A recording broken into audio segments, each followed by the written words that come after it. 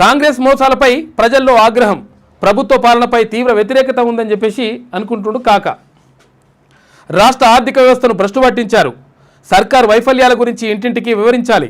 జూబ్లీహిల్స్లో భరాసా గెలుపు ఇప్పటికే ఖరారైపోయింది. మరి ఖరారైపోయిన ఎన్నికలు ఎందుకు సపడే కూర్చోరు? అదిగా కేటీ రామారావుని అన్నని రామారావుని తర్వాత ఇక్కడ ఎవరిని హరీష్ రావుని ఇదంతా ఎందుకు తిరుగుతురు? ఇక పరిశాన్ ఎందుకు పడతారు? సపడే కూర్చోరని చెప్పరాదు? ఖరారైపోయినాక ఇంకెందుకు ఇట్లా చెప్తాడు కాక. అంతా అయిపోయింది, జరిగిపోయింది అన్నట్టుగా అందరూ అనుకుంటారు. భారీ మెజార్టీ సాధనకు ప్రజలతో మమేకం ఇవ్వాలి, పార్టీ నేతలకు అధినేత కేసీఆర్ పిలుపు అని చెప్పేసి ఒక వార్త కనిపిస్తూ ఉంది. ఇవాళ మాట్లాడినట్టుండు, ఏడాదికి ఒకసారి 6 నెలలకు ఒకసారి ఎట్లా గుర్తుకొచ్చినప్పుడు మాట్లాడతాడు కాక, అత్యవసరమైనప్పుడు.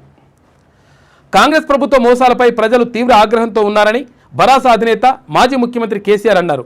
ఈ ప్రభుత్వం ఏర్పడి 2 ఏళ్లు కూడా గడవక ముందే ప్రజల్లో తీవ్ర వ్యతిరేకత వ్యక్తమవుతోందని చెప్పారు.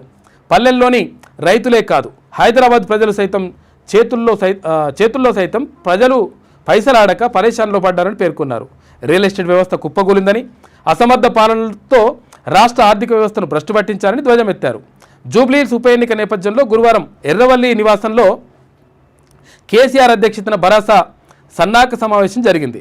ఇందులో పార్టీ అభ్యర్థి మాగంటి సునీత, పార్టీ కార్యనిర్వాహక అధ్యక్షుడు కేటీఆర్, మాజీ మంత్రులు హరీష్ రావు, జగదీష్ రెడ్డి, తలసాని శ్రీనివాస్ యాదవ్, వేముల ప్రశాంత్ రెడ్డి, సింగిరెడ్డి నిరంజన్ రెడ్డి, లక్ష్మారెడ్డి, సబితా ఇంద్రారెడ్డి, శ్రీనివాస్ గౌడ్,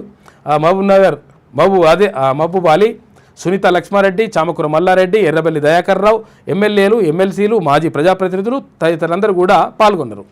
క్షేత్రస్థాయిలో ప్రచారం తీరుతున్నలపై కేసీఆర్కు పార్టీ ఇన్ఛార్జీలు నివేదించినట. ఈ సందర్భంగా కేసీఆర్ మాట్లాడుతూ, కాంగ్రెస్ అలవికాని హామీలు ఇచ్చి అమలు చేయడం లేదని నమ్మి మోసపోయామని ప్రజలు గ్రహించారు.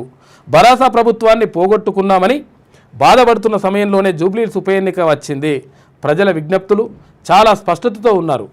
అయితే ఇక్కడ జూబ్లీహిల్స్లో భరాసా అభ్యర్థి గెలుపును ఎప్పుడో ఖరారు చేశారు. భరాసా నాయకులు, కార్యకర్తలు చేయాల్సిందల్లా అత్యధిక మెజార్టీ కోసం తనలాడు తప్ప ఇంకేం లేదని చెప్పేసి ఎవరు కాక చెప్తున్నారట. మెజార్టీ కోసం ఏంటంటే ఇప్పుడు ఏంది, ఇప్పుడు దానికోసం కాదంట లెక్క, ఆయన అట్లే చెప్తాడు.